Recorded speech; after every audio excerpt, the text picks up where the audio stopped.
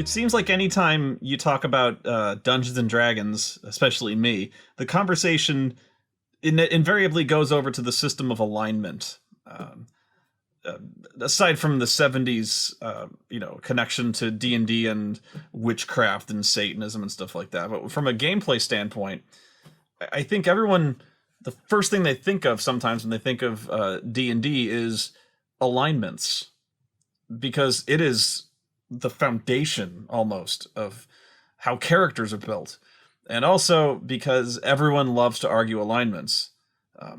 I love to as well, which is why I try never to do it. And of course, I invariably get roped right back in. I'm currently arguing with my own fan base about the definition of chaotic neutral. Thing is, though, we're all right about it because even the books themselves, from setting to setting or edition to edition, vary wildly on the definition of all the various alignments, how extreme their beliefs are or can be. It comes down to personal interpretation or the interpretation of the DM, which is important to hammer down in advance in the case where if he's going to be a hard ass about maybe changing your alignment or penalizing you for, if you're a paladin, what lawful good is and what is not a lawful good act. So definitions all over the place, which is why it's such a sticking point and such a hotly contested argument. And if you've never played D&D, you may not understand. Well, you definitely don't understand, so I'm trying to explain it to you. But it's essentially, if me and you were to argue what good versus evil is there such a thing as absolute good and absolute evil? No, of course not in the real world. In D&D, yeah, there is. So when it comes down to, well, I don't know if my character would classify this as good, I try to make it a little more clear cut than that. My point is, alignment is basically something that all characters are built on top of. It's a requirement for many classes. Entire races tend to be a certain alignment. So, it tends to simplify things. Orcs, they're chaotic evil. They just are. Is that politically correct, or is it literally true? No. But it's generally safe to assume, in the context of taking prisoners, they're chaotic evil. Just waste them, you'll sleep better. But I think it's less of an issue now because the games are simplified. Probably a good thing. However, back in the day, the alignment system was intrusive. And trust me, I love the older versions of D&D, but don't mistake that for me claiming that these versions are better than the system you're playing. Am I going to say that, well, the first edition of D&D, it's so much better than third edition? Although, no, it's not. It's not. It's personal preference. And just because something is my favorite of something doesn't mean I think it's empirically better. So if you're like, Big Trouble in Little China is my favorite movie. Is it the best movie ever? No. It's my favorite. Which, by the way, they're fucking up by remaking it. It seems like remaking every single frigging thing these days. I have nothing left. I have nothing left of my childhood except this and you guys. So thank you for that. Not really. Where was I? Yes, the alignment in Advanced Dungeons and Dragons. Mechanically speaking, the races, the race and class requirements haven't really changed. But there was one particular aspect of the alignment system that I'm gonna say this knowing it's probably wrong, and I'll contradict myself later. It's probably the stupidest rule I've ever seen in mainstream D&D. As in, something that is like cornerstone, an absolute rule in the book. It's probably the stupidest thing I've ever seen in a D&D book, aside from Nymphology. And that was a comedy, so it was made to be absurd. No, this was intentional. And it somehow made it through at least two, maybe three editions of D&D before it was quietly phased out. But it's amazing it went this far. First, however, um, I'll just go through the alignment I've been arguing over: chaotic neutral. This is what the first edition advanced D&D says, or yeah, this is SB first. It says chaotic neutral, above respect for life and good or disregard for life and the promotion of evil. The chaotic neutral places randomness and disorder. Good and evil are complementary balance arms. Neither are preferred, nor must either prevail, for ultimate chaos would then suffer. Does not sound like the kind of bastard you want in your group, now does it? This is actually what I call asshole neutral. Asshole neutral is an interpretation of chaotic neutral where they believe in balance above all things, to the point where I've seen player characters interpret true neutrality as if it's an uneven fight between you and another group. They would join, they would turn coat on the party. That is supreme asshole neutral. But yeah, these believers in the absolute cosmic balance of neutrality, you could argue that druids are like that, but come on, you know, the chaotic, the idea that the chaotic neutral places randomness and disorder above all others. So in this definition, the chaotic neutral promotes anarchy above anything else. So not only is the person an anarchist, but they're basically the Joker in the Dark Knight, where they're agents of chaos. They will intentionally try to make other people as psychotic as they are. Not the kind of dude you want in there, and it's definitely not. This interpretation is not. It's the one I took away, and I guess I the one I remember. But if you were to look in, NPC definitions and listings in Pathfinder, Forgotten Realms, and stuff like that, you'll see so many of them are chaotic neutral, and they're not like this. Is that to say they're wrong? Yeah, no. So it's a matter of how extreme you want to take this. Like, if I pick chaotic neutral, am I going to be like this? In this version, it also depends on how hard ass the DM is about it. I remember, this is not throwing April under the bus. April was actually kind of agonizing over this for a while. She's like, I don't know. Is my character chaotic good or chaotic neutral? And I go, look, what I really ask of player characters is consistency. I usually don't go the shades of gray approach to morality, but pick something and act according to that. If you think that's chaotic good, fine. Usually all I ask from players is that they are heroes. That at the end of the day, Han Solo comes back and helps Luke Skywalker. That's all I care about. As long as you're willing to play along to the degree that you're not going to turn against the party. Because of alignment bullshit. If now, of course, this means if the party's trying to make you do something you would never do, that's a different matter. But if you're going chaotic good, I don't know, would a rogue be? Because my character is inherently selfish. Would this be like, look, whatever you think, as long as that you've defined your character and you kind of stay true to that, that's fine. Okay, yeah. The true neutral looks upon all other alignments as facets of the system of things. These guys are such assholes. Thus, each aspect, evil and good, chaos and law, of things must be retained in balance to maintain the status quo. For things as they are cannot be improved upon except temporarily, and even then but superficially. What the fuck is this? Nature will prevail and keep things as they are meant to be, provided the wheel surrounding the hub of nature does not become unbalanced due to the work of unnatural forces, such as human and other intelligent creatures interfering with what is meant to be. My God, how long does... Naturally, there are all variations and shades of tendencies within each alignment. These descriptions are generalizations only. A character basically good in its true neutrality, or... I'm sorry. A character can be basically good in its true neutrality, or tend towards evil. Yeah, you'll see this in some older supplements, where it will say... like an NPC, it will say true neutral tends to good, or true neutral tends to evil. So it's like yeah, they're neutral, but they're evil. Which is neutral evil.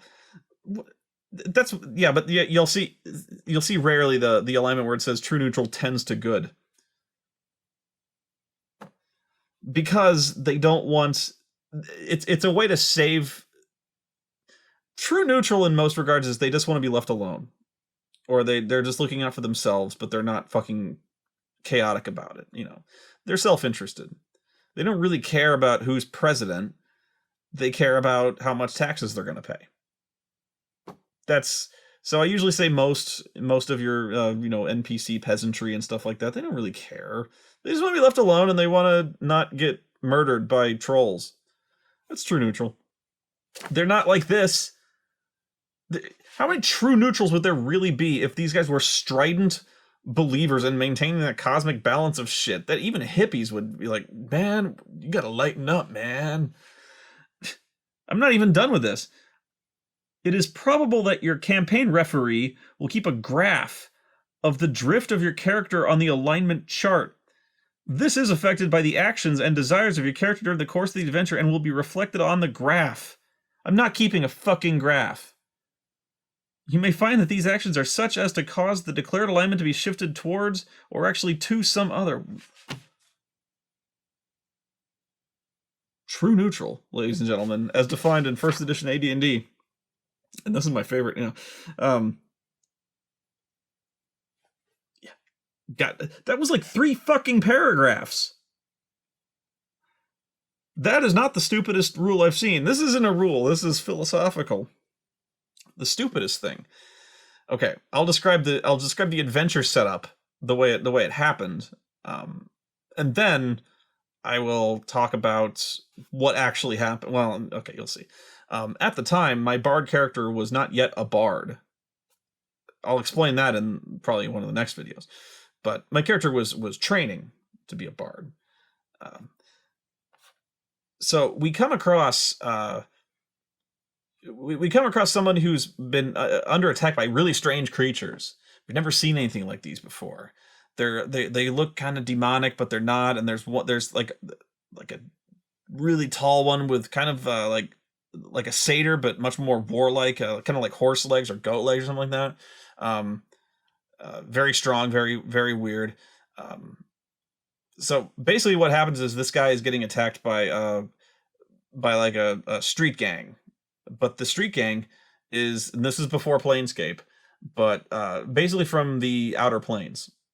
They're still outlined here, but they're not Planescape. But anyway, there's things like Githyanki, Barriers, and Tieflings and stuff like that. So we ran into some really weird creatures from another world. Okay, so somehow, and this was the adventure, these worlds were starting to merge, and our adventure was to try to stop it. But these guys were pulled through and kind of merged with our world, but these are people we've never seen before. So we have never seen like a Barrier or a Githyanki or anything like that. So this poor guy, I always hate to say this, but he looked like a thief, so we assumed he was a thief. And what happened was the guy was running around and he stole something, he pissed off this gang, and they came and attacked him, but now they're here. Blah blah blah. We save the guy because they're gonna murder him, and besides that, spoiling for a fight. And this guy, he's all beat up. We tend to his wounds, we stitch him up. He's still really beat up. The problem is he doesn't speak our language. None of our languages, because he's from a different world. So now we're at kind of wit's end. Our wizard does not have comprehend languages. None of us, and this was part of the adventure, was the guy the DM was gonna have us kind of jump through some hoops so we could understand him, get a scroll of tongues or whatever. But as I said, I kind of sized this guy up to be a thief, considering he had like a bag of loot, essentially. He was very paranoid of us. He looked a little shifty. And so we tried in vain to communicate with him, written language, or the wizard was running through all his languages. He had a ton of them. Nothing. So I pipe up and I go, I speak chaotic good to him, and I ask him where he's from, and the DM is like, "What?" I go, "I speak chaotic good to him. The chaotic good. I speak it to him." He's, "What the fuck are you talking about, Noah?" And I'm like, "I speak chaotic good. If he's chaotic good, he'll understand me." What the fuck are you talking about? Nobody at the table knows what I'm talking about. This is a thing. I can talk chaotic good to you. It's a language. It's called an alignment language. And every character in D&D speaks their alignment language. So if you're lawful good, you speak lawful good. And only other people who are lawful good will understand you. Likewise, a neutral good speaks neutral good, but only other neutral goods will understand them. The lawful good, mystified. Chaotic evil, only neutral goods will understand when you're talking neutral good. I assume this guy may have been a rogue, maybe stealing from some particularly shady characters, and so I took a chance. I was like, I speak chaotic good to this guy. Nobody knew what the fuck I'm talking about. I'm talking about alignment languages, or alignment tongues. Alignment languages are probably the stupidest rule I've ever seen. I will try to give you a more detailed, because it's okay. All humans, as well as those semi-humans and non-humans in close contact with people, speak the common tongue. This language is spoken by all states in the central campaign area. Basically, in every region, there's a common tongue, and everyone speaks that. So, but he's not from around here. But this is where it gets good. In addition to the common tongue, all intelligent creatures able to converse in speech use special languages particular to their alignment. These alignment languages are chaotic evil, chaotic good, chaotic neutral, lawful evil, all the alignments. So, the alignment of your character will dictate which language he or she speaks, for only one alignment dialect can be used by a character. So, whatever your alignment is, you speak that language. If you're true neutral, you speak neutral. What does it sound like? I don't know. Everyone and everything with an alignment and that can communicate, everyone can speak that alignment tongue. Try and make sense out of that. You don't have to go to school. You don't have to be raised speaking this. It's not like you're in some kind of household with a parent who speaks one thing and a parent who speaks another, and you just pick it up. No. Basically, as soon as you're able to speak, you can speak your alignment tongue. It's some kind of magical aspect of Dungeons and Dragons that you can speak your alignment. And it would actually be a really handy way of figuring out what my own alignment is. I've often tortured myself for a while wondering, am I neutral evil or just true neutral? I don't know. But if I were to talk to another neutral evil and I was able to understand him, well, I figured it out. But I tried to speak chaotic good to this guy. I can't move on. So, at minimum, I guess minimum is 2, but usually at minimum, a character will speak 3 languages. They will always speak common in this rule set. They will always speak their race language, so if you're a dwarf, common dwarven, and their alignment tongue. Here's where it gets funny, if it's not funny already. You can't learn anyone else's alignment tongue. You cannot pick it up. Even if you sit there and observe, if I was going to watch 2 neutral goods having a conversation in neutral good, there's no way I can even pick up or mimic what's being said. The rules are fuzzy. Imagine that, fuzzy on this score. But you cannot learn another alignment tongue. Even if you watch it, even if you try to examine it, it cannot be taught. Yeah. Then, here's another bit. And this makes less sense. See, I'm just topping myself over and over on this one. If you change alignment, if my humble bard, who is not yet a bard, but if my chaotic good bard all of a sudden decided, you know what? Anarchy. I changed to chaotic neutral. I, from then on, no chaotic neutral, and I can no longer speak chaotic good or understand it. It's like a switch has been flipped. Yeah. What does chaotic neutral sound like either? Does you know, or just, I guess, punching windows or something like that. That's how they communicate. But yeah, when you change alignment, you just stop speaking chaotic good or whatever you I never.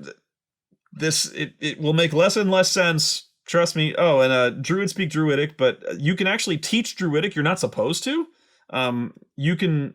There's a language called Thieves' Cant, which has really been abstracted out of the newest editions. Is Thieves' Cant? They don't even really mention it, but that can be taught. You shouldn't, but it can be. Alignment languages, no, can't do it. You can't even. According to this, like, you can't even figure out how to say hello and fake it. Maybe you could, but it would be detected immediately as a fakery. In no way, in no situation, does this make sense. It is unjustifiable. But according to rules, if I'm, and I was being a rules lawyer, I'm entirely correct. It doesn't matter if he comes from another dimension. It doesn't matter if he comes from fucking space. If he's an intelligent creature able to converse, and he's chaotic good, he'll understand me and can talk chaotic good back. Yeah. It really doesn't matter, according to the rules. And if I'm, the thing is though, this is a major section. This alignment languages start here and like end here. This, you cannot miss this. This is page 34. This is just before you're starting money and equipment. You're seeing this. You know, this isn't the sort of thing where you're just like, alignment language. No, it's there. Thing is, though, nobody knows what the fuck I was talking about. It's one of those rules that's so stupid that either you looked at it and immediately dismissed it because it's so stupid, or you read it and said out loud, what the fuck? And just moved on. Or it was so stupid you just blocked it from your memory. But nobody ever, I'm sure I got emails out, I use it all the time. Nobody used character languages, or even if they were going to allow it, they fucking forgot it existed. But yeah, this is one of those things where it just seemed like everyone who ever read this book, their eyes just slid past that column, almost like it radiated stupidity, because the concept was alien to all these players. If I bring character alignment languages up to older players today, they probably won't know what I'm talking about. It's fucking real.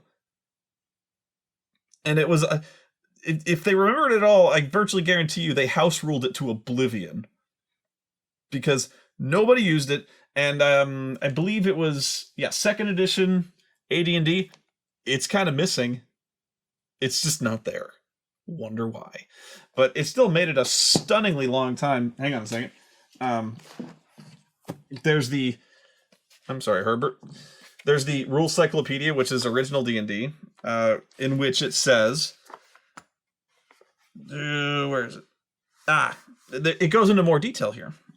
Each alignment has a secret language of passwords, hand signals, and other body motions. So in some cases, your alignment language is interpretive dance. I would imagine, again, in the case of chaotic neutral, moshing. But you middle fingers, hand jiving, and pelvic thrusts are apparently a key fundamental aspect of alignment languages. So Other characters will recognize when another language, alignment language, is being spoken. So if I'm talking chaotic good, and you know that I'm talking an alignment language. You don't know that I'm talking chaotic good, but you know that if you can't understand it, I'm speaking alignment language. So apparently the interpretive dance and pelvic thrusting and occasional slaps to the back of the head that mean, hello, my name is Tandem, where are you from? Quite an ornate ritual, really. But you know this to be an alignment language. Sorry, I got distracted by a piece of licorice. But you don't know which alignment that is. Alignment languages have no written form.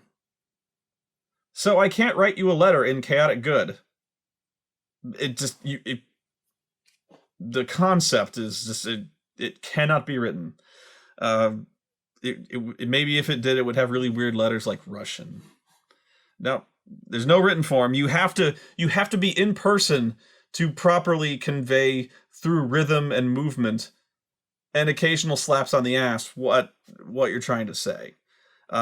Chaotic evil, it's a lot like the Nazis in Indiana Jones and the Last Crusade, where this is how we say goodbye in Germany.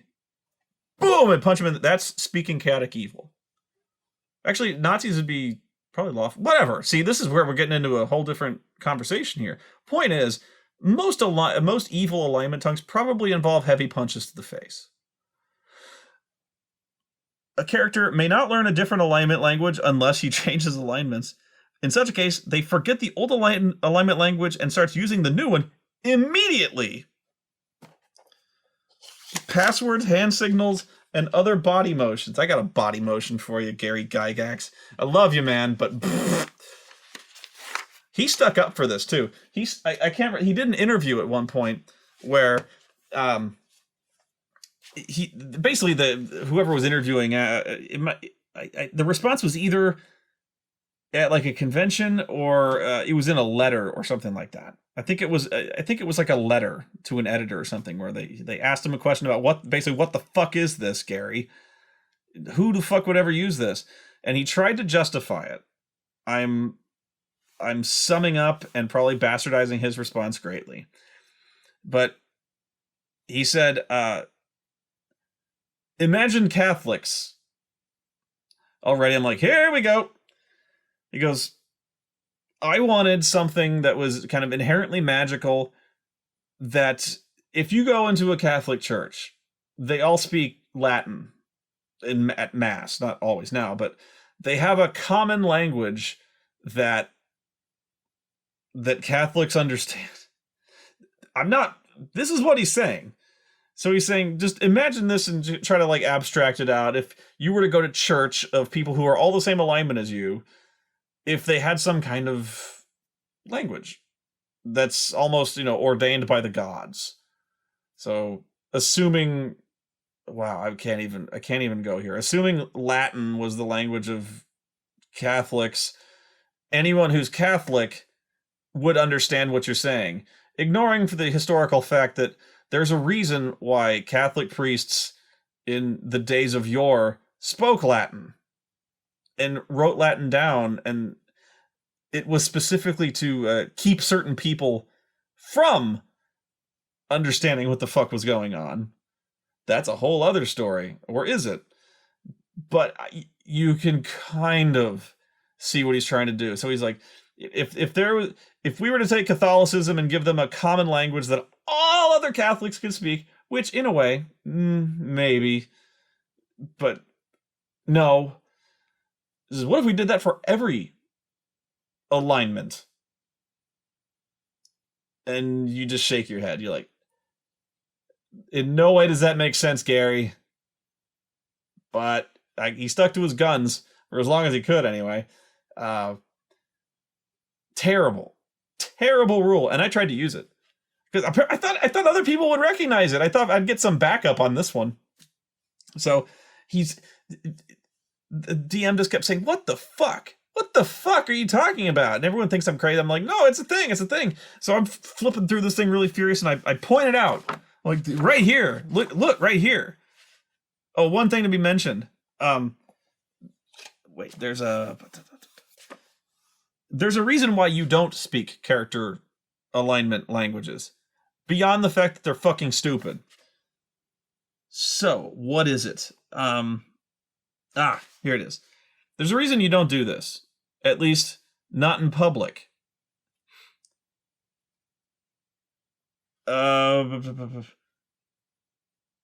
In most campaigns, it is likely that open alignment speech will be frowned upon or considered a serious breach of social etiquette. So I took a real big social risk there, just going out in the open and speaking chaotic good in front of other people. You just don't do that. I'm guessing all the other characters looked at me in shock and were just like,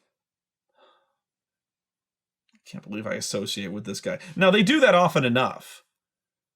But me being so vulgar and inconsiderate as to go blabbing chaotic good? Oh, this asshole. This is shameful. It's just wrong. You don't do that. You don't. What are you doing with the fucking pelvic thrust, man? Come on. You gotta speak chaotic good out here, dude. Oh, what if somebody's watching? But pull your pants up. That's the theory. Mine, if I think about it this way, if I'm trying to justify it, and even this doesn't work, say for instance, Lord of the Rings, Gandalf, very rarely, only once, does he say that he speaks the, whatever you want to call it, the words inscribed on the One Ring, which is written in the black speech of Mordor. So in the movie, you'll notice that he does this where when he speaks it, like, wind starts howling and everyone like stops and looks at him in borderline horror. The room gets darker. Things get twisted and everyone is just stunned by this. A definite evil has crept into the room because Gandalf spoke the black language of Mordor, which, let's just call that chaotic evil. So shocking and perverse was this that they were really almost afraid or ashamed of Gandalf. And in fact, I believe Elrond says, not in 200 years has the black speech of Mordor been uttered here. And Gandalf's like, I'm sorry, but you had to hear that to understand the gravity of the serious shit this ring presents to us. Although in this case, everyone understood what was the gist of it, but or how the hell does Gandalf? He obviously can't speak. So the parallel only goes so far as that the maybe chaotic evil is the language of Mordor, and it's stupid. But the notion that every language has something like that, no, doesn't work. Really not much more to it than that, but to hang on, I wonder if I have a few pages tabbed out to see if there's talking about alignments. There is one more thing. Let me see. Oh, in here. In the blue book, the original Dungeons and Dragons. Well, maybe not the original. There is a version earlier than this, but it honestly it sucks because it really is the white book edition of D&D does not even stand on its own. You can't just, if you were to find a copy of it, I think they've reprinted it or something like that. I think you can get it print on demand, but even that, I don't think you can play it by yourself, because I think at the time the earliest edition you had to play with the with Gygax's original war game called Chainmail. There were probably I think the expert set let it so it stood on its own, but yeah, the this version does. Let's see how they talk about alignment languages.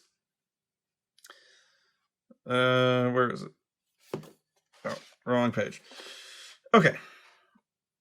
The common tongue spoken through the continent, that's what it says, is known by most humans, elves, dwarves, and halflings. All other creatures which can speak have their own language, although some, 20%, know the common one. Lawful good, lawful evil, chaotic good, also have common languages spoken by each respectively. One can attempt to communicate through the common tongue, a language particular to a creature class, or one of the divisional languages such as lawful good, etc. While not understanding the language, creatures who speak a divisional tongue will recognize a hostile one and attack. So, fuck you! I'm not chaotic good, I'm chaotic evil! Which, although, makes sense. That's about it. Now, I don't know if if you're going to do comprehend language a spell, you can just understand anything they're speaking. Yeah, so that is how they describe it. Good luck trying to make that make sense any better than I have. You may, but the last thing I want to point out in this book is there is a chart. That square thing with the loops on it, for some reason, that is an alignment chart. Their attempt to illustrate the axes between good and evil and law and chaos, with neutrality in the center. It's horribly ugly. It is not informative at all. But my favorite part is that, okay, it's like a Venn diagram where it has, like, you know, the circles, the intersecting circles. It's not, but it is. I can see what they're trying to do, and it sucks. My favorite part of this is that inside each circle of alignment, so, like, you know, the lawful good circle, there's examples.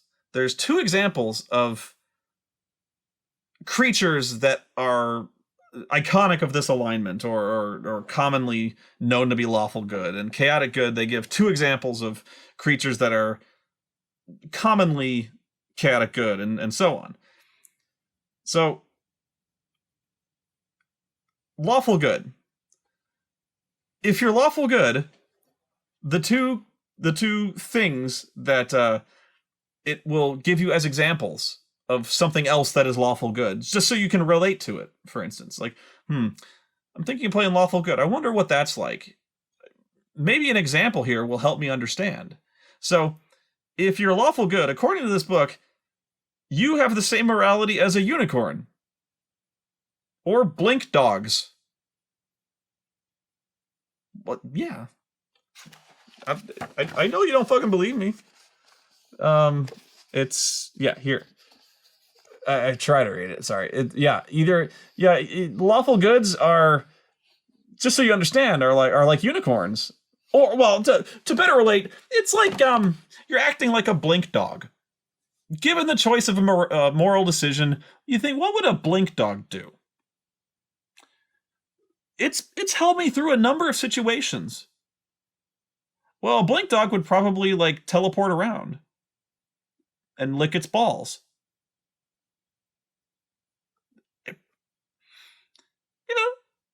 It makes sense. Another chaotic good creature, to best understand what that's like, a brass dragon or an elf.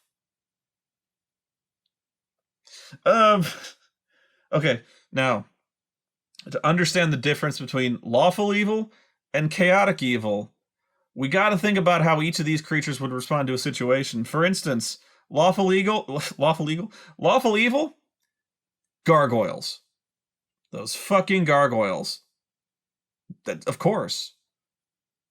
Aside from the cartoon where they're good guys. But no, so yeah, if given a situation where whatever a choice, think about what a gargoyle would do, or a specter.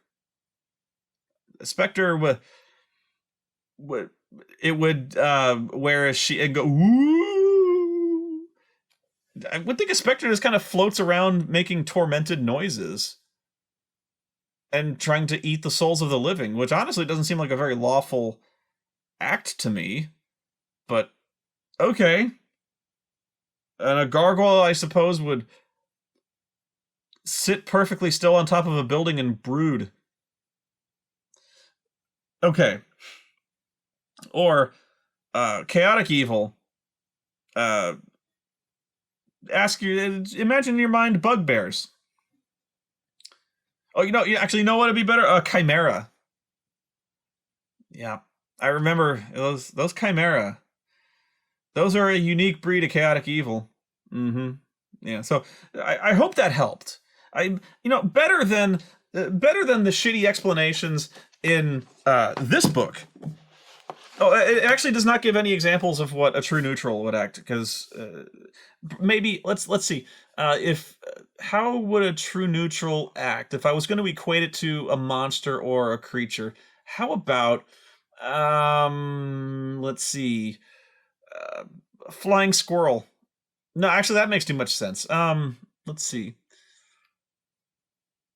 Porn golem. The porn golem is true neutral.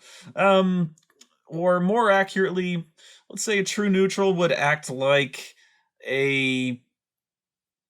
I'm trying to think of something that really captures the essence of it.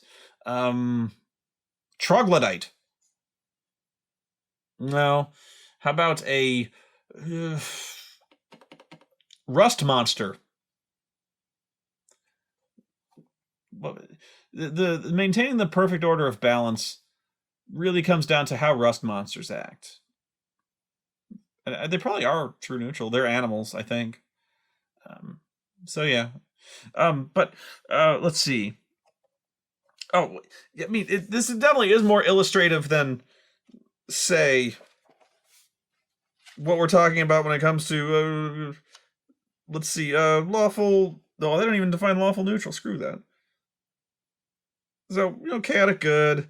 While creatures of this alignment view freedom and the randomness of action as ultimate truths, they likewise place value on life and the welfare of each individual. See, whatever. Act like a brass dragon. Act like an elf. So, mince around and eat salad. And then surf on shields down stairways. And then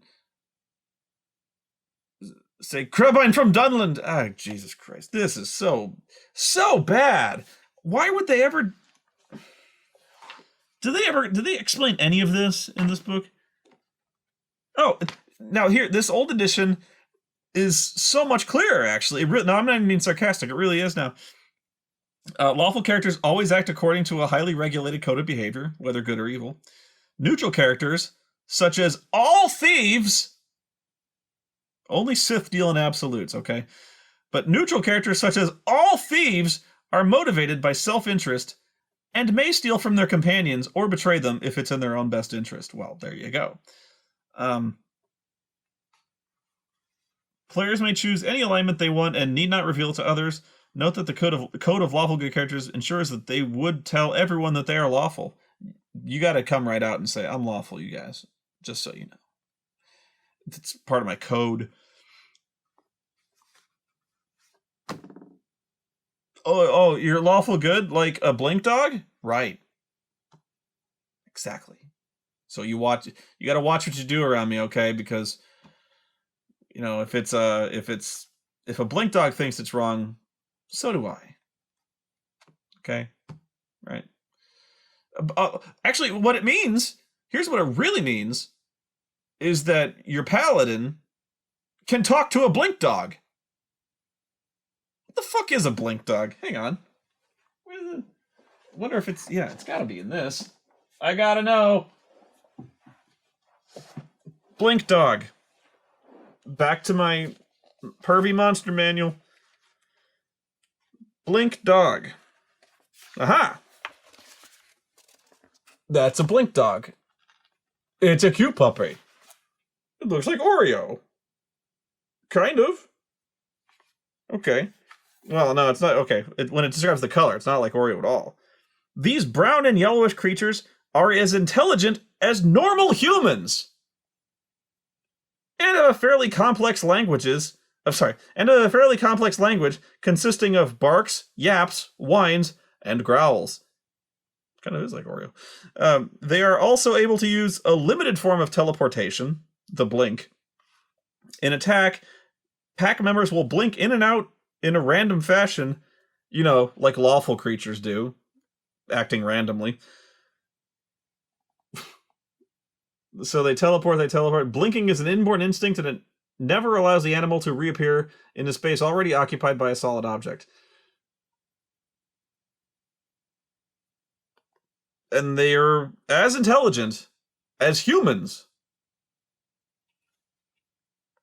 So, if you see a blink dog, open negotiations. They may not speak English. Actually, this is no shit. They communicate in barks, yaps, growls, and whines. But if you speak lawful good, they can speak back. So, one would assume that the lawful good alignment language consists, at least in part, in barking and whining and the occasional ass smelling. Actually, this is making more and more sense to me. I want to see now. I want to see Spectre. What is? Where did I put my book? Oh, here. Now I'm probably underselling the intelligence of the common Spectre. Night Hag, Albor, Ogre, Mage, Roper, Algoris, Sahagin, Salamander, Satyr, Shrieker, Sea Hag, Sphinx, Blue right past Spectre. Okay, looks like it looks like Jacob Marley from Christmas Carol. They are very powerful undead humans whose primary existence is on the negative material plane. They haunt the most desolate of places. They are not affected by sleep charm, hold, or cold-based paralyzation.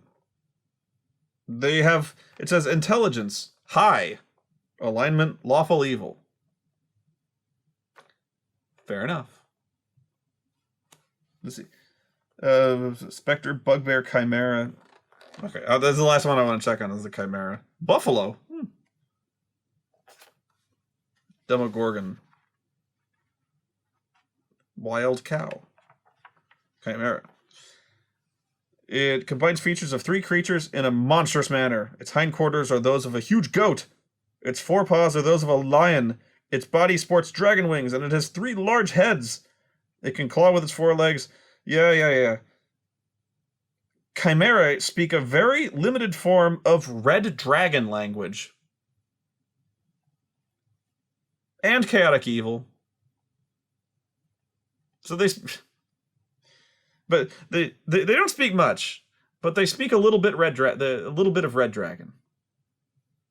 So hopefully you know, because it's doubtful that you're chaotic evil. So hopefully you picked up some red dragon on the way.